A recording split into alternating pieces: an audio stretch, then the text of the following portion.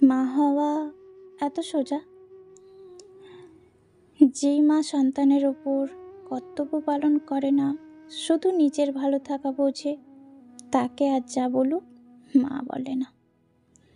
আর এই ধরনের মা আজকাল অনেকেই দেখা যায়। তাই মা মানেই ভালো, জন্ম দিলেই ভালো ভাববেন না। জন্ম না দিয়েও অনেক মা ভালো হয়। আজকাল শুধু কুসন্তান নয়, মাতা পিতাও হয়। এ ধরনের মা বাবারা সারা জীবন শুধু নিজের কথা ভেবে যাবে।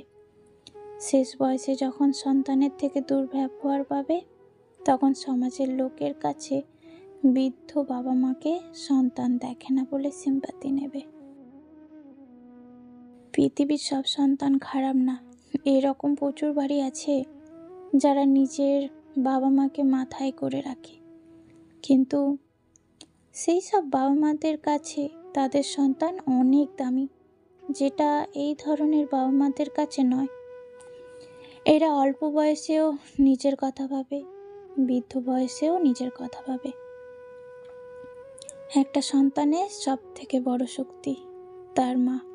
খারাপ লাগলে, ভালো লাগলে, ভয় পেলে যে সন্তান মাকে পায়, সেই সন্তানের সব থেকে প্রিয় বন্ধু তার মা হয়।